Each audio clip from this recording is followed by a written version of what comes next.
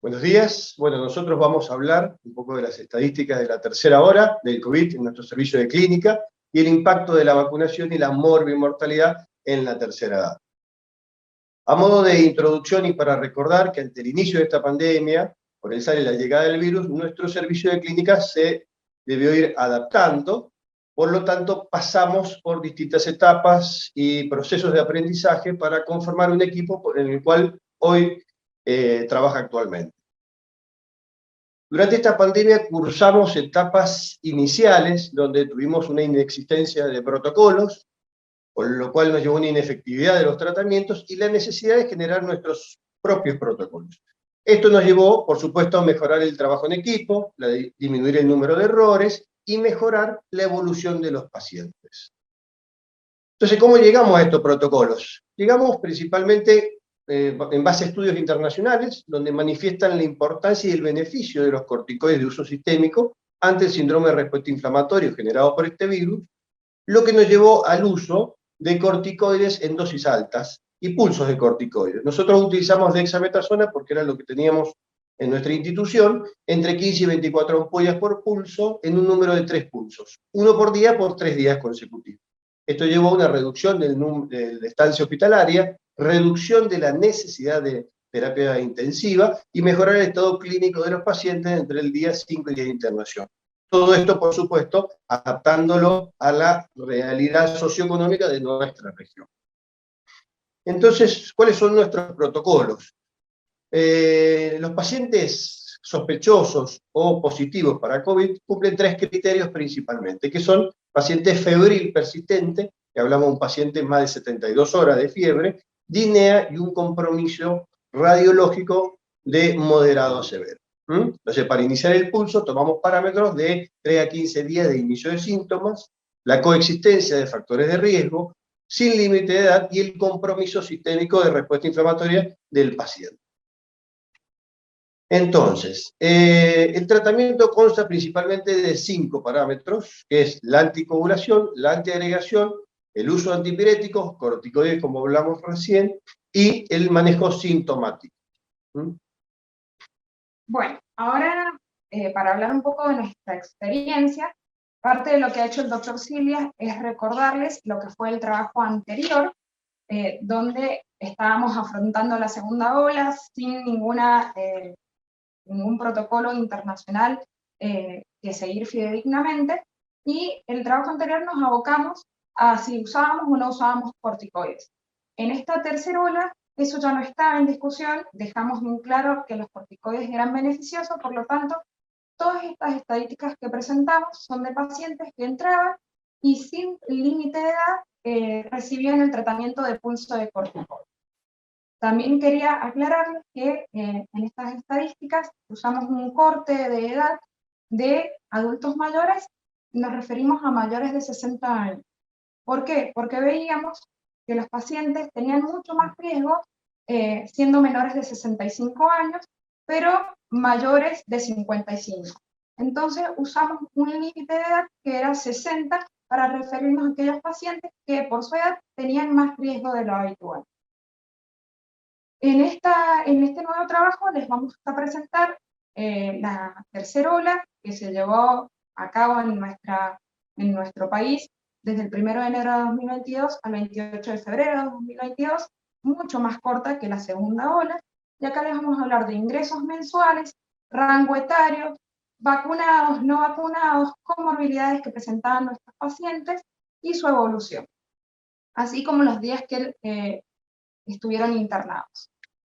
Presentarles nuevamente las planillas de trabajo que fueron confeccionadas por nosotros, y ya metiéndonos en las estadísticas, hablando de ingresos mensuales, esta nueva ola tuvimos 137 pacientes internados, de los cuales 110 correspondieron al pico que fue en enero.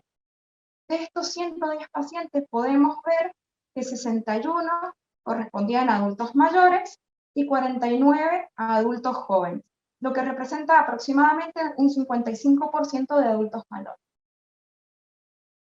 De estos pacientes, en enero 110 internados, 80 estaban vacunados, y esto corresponde al 72% de los pacientes internados por COVID estaban vacunados, lo cual no quiere decir que haya sido una ola más virulenta, sino que gracias al esquema de vacunación y a las campañas, la mayoría de la población ya para ese entonces poseía por lo menos una dosis de vacuna. En cuanto a los no vacunados que llegaron a internación, fueron el 28%. Y ya hablando de la edad y diferenciándolos nuevamente en mayores de 60 años, vemos que aproximadamente otra vez el 55% de los pacientes que llegaron internados y vacunados eran mayores de 60 años. Esto nos hace ver, ¿sí?, que además no todos poseían el mismo nivel de inmunidad. Claramente algunos llegaban con una dosis, 2 dosis, algunos llegaron hasta con 3 dosis y muchos sin vacunar, que otra parte de otro estudio va a ser el por qué no a la vacunación. Pero si vemos claramente, tenemos la mayoría de los pacientes internados con el esquema completo, o sea, 2 dosis de vacuna. Y de estos pacientes vacunados, queríamos saber cuántos llegaron a necesitar terapia intensiva. Vemos que de los vacunados con esquema completo, 7 pacientes requirieron UTI que eran adultos mayores de 60 años, y esto equivale al 6%. No obstante, hubo un porcentaje de pacientes adultos jóvenes vacunados que requirieron terapia, y eso corresponde más o menos al 3%. Y de los no vacunados, casi por igual necesitaron terapia. Y el evento muerte, que es lo que nadie esperaba, ¿sí?, podemos ver claramente que en enero el mayor porcentaje que lamentablemente falleció eran adultos mayores, pese a estar vacunados. Esto nos hace pensar en qué otro factor influye para los desenlaces fatales como terapia y muerte. Por lo que entramos ya en 2 circunstancias. ¿La vacunación es importante? Sí. Es indispensable, por supuesto, pero no es lo que previene el evento desafortunado, sino que hay otros factores, como la edad y comorbilidad. Por eso necesitábamos saber cómo llegaban nuestros pacientes a internación, qué comorbilidades tenían. Para eso dividimos a los pacientes en pacientes sin comorbilidades, pacientes con una comorbilidad de riesgo menor, como sería un hipotiroidismo, una artritis reumatoidea de reciente inicio, o alguna otra enfermedad menor, enfermedades de riesgo cardiovascular, aquellos que poseían 2 factores de riesgo cardiovasculares se asignaban con el grupo B, y aquellos que presentaban 3 o más enfermedades con riesgo cardiovascular se agruparon con la letra C. Y podemos ver que en enero nuestros pacientes, ya sean menores de 60 años o mayores de 60 años, en su gran mayoría llegaban internados con factores de riesgo cardiovascular grupo C. Bien, de estos pacientes, ¿quiénes llegaban a UTI? ¿Sí? En enero vemos que los pacientes vacunados mayores de 60 años, en su mayoría, llegaban a UTI teniendo 3 o más factores de riesgo cardiovascular. Y también vemos que un gran porcentaje no está vacunado. Así como también con violeta vemos que hay algunos adultos mayores de 60 años que no presentaban ninguna enfermedad de riesgo cardiovascular. Y esto es lo que apoya la teoría de que la edad es un factor de riesgo individual. Y aquellos que tuvieron desenlace fatal en esta ola fueron 14 pacientes, lo que corresponde más o menos a un 12% del total de los internados. Y de ese 12%, 85 pacientes eran adultos mayores de 60 años. Lo que una vez más nos hace enfocarnos en el tema edad y riesgos cardiovasculares asociados a la edad. Bien, ahora entrando bien a los pacientes y relacionándonos con los factores cardiovasculares y el fallecimiento, vemos que los adultos jóvenes no vacunados tenían por igual riesgos cardiovasculares o no. O sea que la vacunación influyó y mucho en el desenlace. Mientras que los adultos mayores vemos que el esquema completo no fue suficiente para evitar el riesgo muerte, sino que también influía la edad y los factores de riesgo cardiovascular. Vemos que tanto los pacientes con esquema completo, incompleto o no vacunados tuvieron desenlace fatal y con mayor proporción de factores de riesgo tipo C. Y para ir terminando, y haciendo hincapié en lo bien que trabajó nuestro equipo, viendo los días de internación, y gracias a los protocolos, como dijimos, que todos tenían corticoides. En el trabajo anterior les demostramos que nuestra días de cama ocupada eran aproximadamente 7 días, con un pico a los 10 días, y algunos pocos pacientes estaban más de 15 días según la evolución desfavorable. En esta ola, que fue más corta, vimos que los días de internación eran menores a 48 horas, con un pico antes de los 7 días. Y si lo dividimos por rango etario, otra vez diciendo adultos mayores de 60 años y menores, vemos que tal vez se extiende un poquito más para los adultos, estaban más cerca de los 7 días, y los jóvenes sí a las 48-72 horas ya estaban en su mayoría dados de alta. Entonces, vamos a hacer nuevamente hincapié en las conclusiones que llegamos con estas nuevas estadísticas. Muy bien, como decía la doctora Fontana, dentro de las conclusiones es importante el impacto beneficioso de la vacunación, que se demostró innegable para toda la población con o sin comorbilidades. En esta segunda ola nos evidenciamos un mayor impacto en las complicaciones en la población adultos jóvenes, dado que este grupo no poseía vacunación con respecto a la población mayor, que como bien decía la doctora, hablamos de los pacientes mayores de 60 años, de acuerdo a su cronograma de vacunación por edad. Entonces, ya después poseía al menos una dosis de misma, lo que impactó en una menor morbimortalidad. Y en esta tercera ola, donde la mayoría de la población en general ya poseía, aunque sea una dosis de vacuna, el impacto de la morbimortalidad se observó nuevamente en los adultos mayores. Entonces, esto parece tener una relación directa con la edad y la coexistencia de comorbilidades en este grupo, como decíamos. Entonces, a modo de discusión, nosotros, en nuestro equipo, si bien no tenemos registros propios de la institución, pero de acuerdo a los datos, tanto estadísticos nacionales como provinciales, las cepas Manabí y Delta del SARS-CoV son atribuibles a la segunda ola, mientras que la tercera ola fue predominantemente una variante Omicron con algún remanente Delta, teniendo en cuenta que esta tercera ola de Omicron fue menos agresiva con respecto a las anteriores.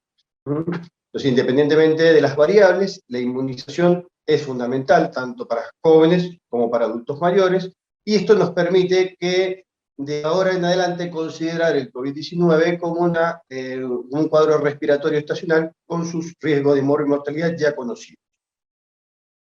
Bueno, presentarles el equipo, no solo somos nosotros dos, hay un equipo detrás, está el doctor Silvia quien les habla, la doctora Fontana, el doctor José, la doctora Esteves y nuestro coordinador el doctor Ferro. Todas las estadísticas las empezamos a llenar desde la segunda ola, desde marzo del 2021, con nuestras propias fichas y adaptando todas las variables que fuimos observando a lo largo de estos 2 años de pandemia. Así que desde ya muchas gracias por su atención y estamos abiertos a todas las preguntas que quieran realizar.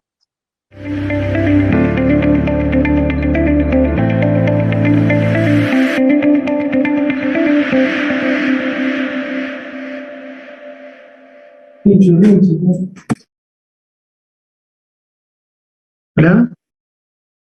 Sí. Vamos, ¿no hay ninguna pregunta?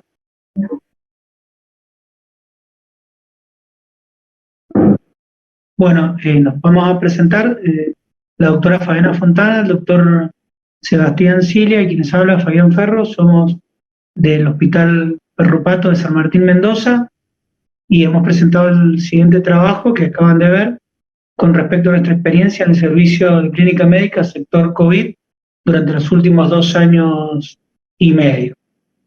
El presente trabajo tiene el motivo de poner en conocimiento, comparar con otras experiencias en otros lugares y lo que pudimos hacer nosotros.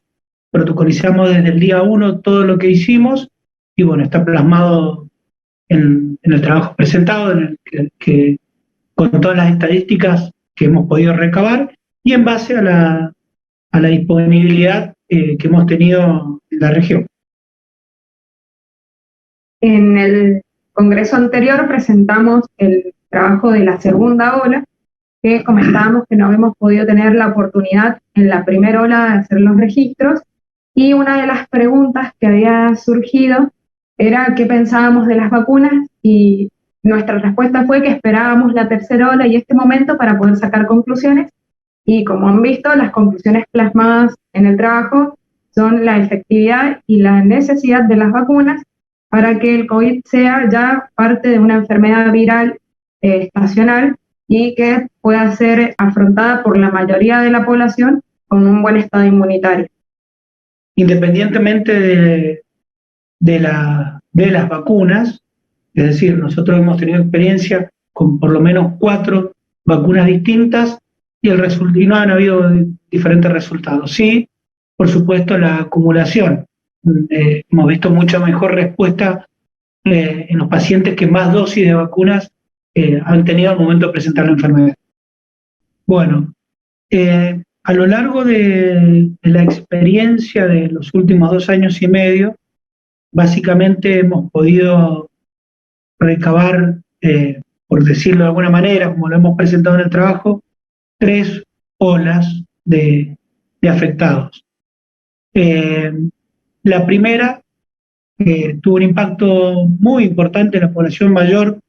En realidad nosotros hicimos el corte en los 60 años, no de los 65, porque vimos que la tasa de complicaciones e inmortalidad aumentaba drásticamente por encima de los 60 años.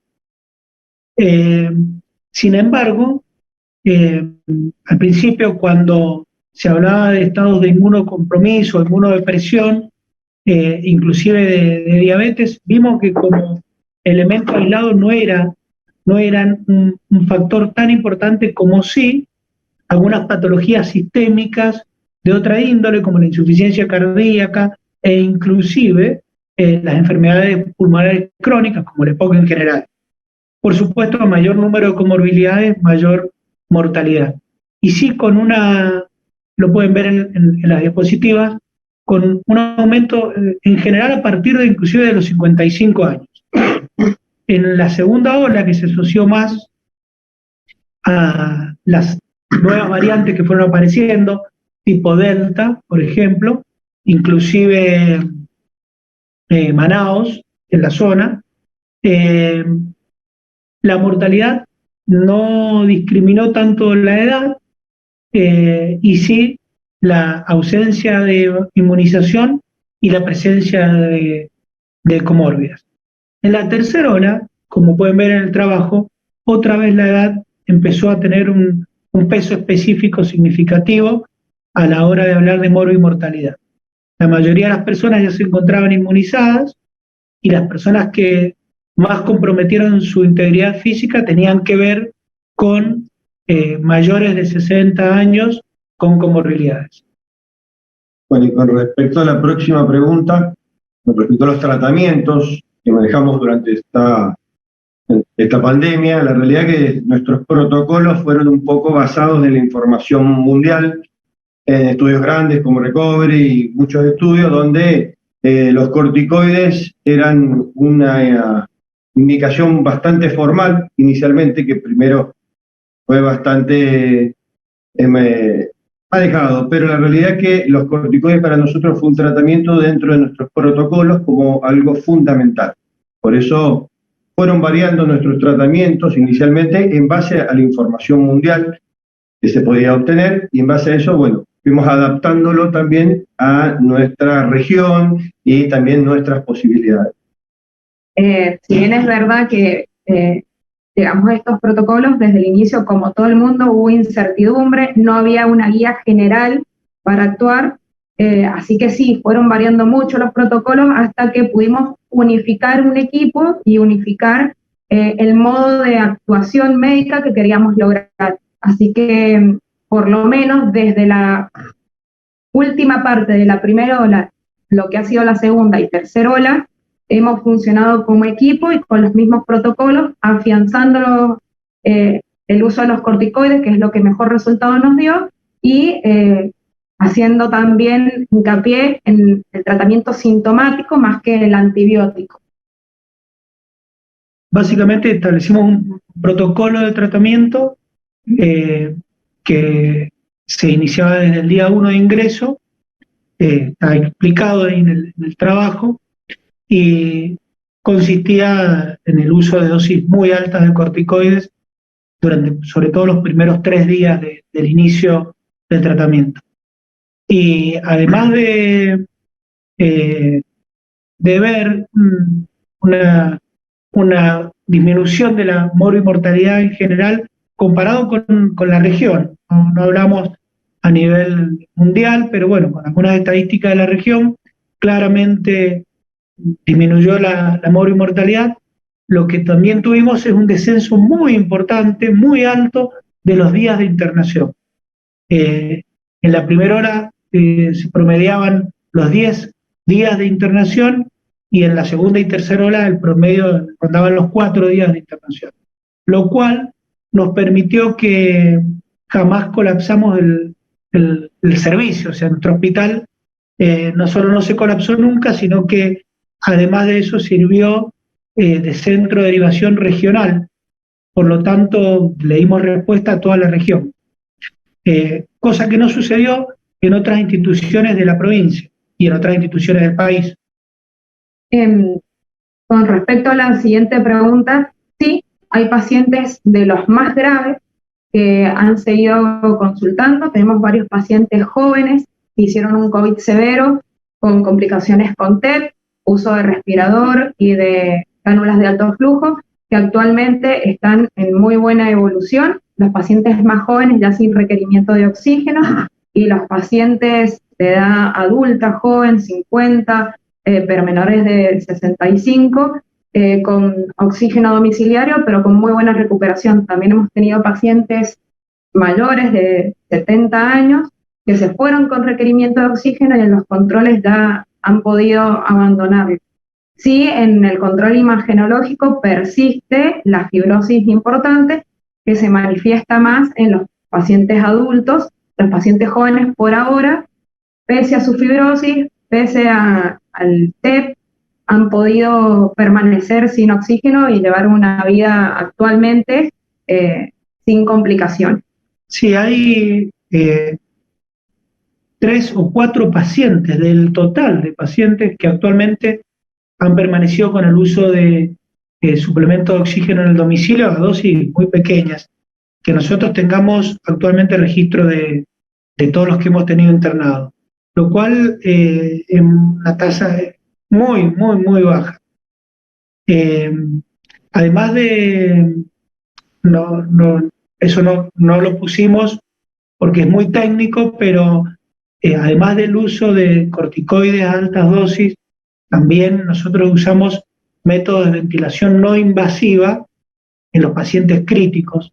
Eso también permitió disminuir mucho los días de internación, y sobre todo, que algo también muy importante, disminuimos mucho la cantidad de pacientes que requirieron el pase a terapia intensiva y por lo tanto el uso de ventilación invasiva, con lo cual se disminuye mucho la mortalidad. Recordemos que los pacientes que pasan a terapia intensiva en contexto de COVID tienen una mortalidad superior al 80%, que es muy, muy alta. Así que eso lo tenemos para analizarlo. Estamos analizando inclusive el uso conjunto de los corticoides de alta dosis más las medidas de soporte y la ventilación no invasiva agresiva en los primeros días de enfermedad. Y también, para cerrar esta pregunta, tuvimos un solo paciente con complicación grave, que era una paciente que ya con múltiples comórbidas, una paciente oncológica que había estado internada previa al COVID con una patología quirúrgica, que después del pulso de corticoides no pudo manejar bien sus glucemias y terminó con mucormicosis. Y esa paciente falleció, pero es la única con complicaciones severas que hemos tenido. Con respecto a nuestra experiencia con el uso de acitromicina. La acitromicina dejamos de usarla casi al final de la primera ola. El uso de antibióticos solamente se reservó para algunos pacientes seleccionados que además del evidente COVID que tenían por diagnóstico serológico e imagenológico, tenían algunas otras complicaciones, como algunos EPOC reagudizados o algún compromiso de otra etiología que requería el uso de antibióticos, pero no se usaron de protocolo en todos los pacientes, ni la citromicina ni ningún otro. Sí, tuvimos experiencia con el ibuprofeno inhalado al final de la primera ola, y para la segunda ola nos incluimos en un protocolo de uso de ibuprofeno que está en investigación, y la verdad que era muy variable la experiencia. Habían pacientes que reaccionaban muy bien al corto plazo si lo comenzamos a los primeros 3 días de internación, pero la mayoría de los pacientes sentían un sofoco muy grande ante la alta presión del uso, no se adaptaban, y realmente no vimos mucha diferencia, como así también cuando usábamos el plasma. También usamos plasma. Pasamos por prácticamente la mayoría de los, salvo anticuerpos monoclonales, usamos prácticamente todo, sobre todo en la primera ola, y bueno, nos quedamos tanto en la segunda como en la tercera con el uso de corticoides y la ventilación no invasiva, cánula de alto flujo, CPAP, BiPAP. Y con respecto a la última pregunta, si hubieron pacientes mujeres que sufrieron pérdida de cabello, la realidad es que tuvimos casos graves que requirieron internaciones prolongadas con ventilación no invasiva en nuestro servicio, que tuvimos esta situación y por ahí que lo seguimos por consultorio, y es más, se presentaba por ahí al final del proceso agudo, por decirlo así, la pérdida de cabello, que recuperaron, esa es la realidad, recuperaron lentamente, pero fueron pocos casos graves, pero bueno, se dio esa situación. Sí, la alopecia no es definitiva, se da en el contexto de una enfermedad que en realidad parece un síndrome del paciente crítico, a veces inclusive acompañado de polineuropatía, pero la mayoría de los pacientes tuvieron recuperación ad integrum. Sí, pacientes con... La siguiente pregunta, si pacientes de edad adulta se han tenido deterioro cognitivo, y la realidad que sí, que es un poco asociado también a la pregunta anterior, como decía el doctor Ferro, en el contexto de un proceso inflamatorio sistémico, pacientes con una patología o un antecedente relevante vascular, el deterioro cognitivo era más acentuado durante esta etapa de internación, y la realidad que sí, ha sido frecuente de ver, principalmente en los adultos mayores, con nuestra referencia que es mayores de 60 años, lo hemos podido presentar. Sí, algunos pacientes hicieron un cuadro de tipo cerebrítico, encefalítico, en el contexto del mayor compromiso sistémico, pero después en general evolucionaron muy bien. Llevamos una cantidad muy alta de pacientes vistos y hemos protocolizado el tratamiento, y eso nos ha permitido observar la uniformidad del tratamiento, nos ha permitido observar todas estas manifestaciones. Hemos visto que no ha sucedido por ahí esto en otros ambientes de hospitalarios, y no hemos podido confrontar mucha de esta información con otros lugares sobre todo de la provincia y del país, pero el hecho de haber tabulado y protocolizado todo lo que estamos haciendo nos ha permitido sacar estas conclusiones. Y como para terminar, porque se nos acaba el tiempo, acá hemos transitado ya la cuarta ola, estamos cerrando la cuarta ola que no ha durado más de 2 semanas. Eso también habla del uso de las vacunas y la inmunidad de la población, y en estas 2 semanas la verdad que hemos tenido poco registro porque solamente han llegado a internación 5 pacientes, de los cuales la última que acabamos de dar de alta en el día de ayer es una chiquita EGNE de 20 años, no vacunada. Entonces creemos que ha servido bastante también el protocolizar nosotros nuestra actuación y el uso de la vacuna y la inmunidad rebaño, porque como les comentaba, la ola ha sido más corta y los efectos del virus en general han sido menos. Sí, creemos que esto ya tendría que empezar a manejarse como una enfermedad estacional y probablemente las complicaciones, salvo una mutación significativa del virus, no deberían generar por lo pronto nuevos epidemias o número de casos tan importantes o por lo menos el número de internaciones tan masiva como hemos tenido antes. Bueno, desde ya agradecerles a todos los que han visto nuestro trabajo y han compartido sus preguntas. Ha sido también para nosotros muy grato poder mostrarles nuestra experiencia en todo lo que ha sido estos 2 años de pandemia.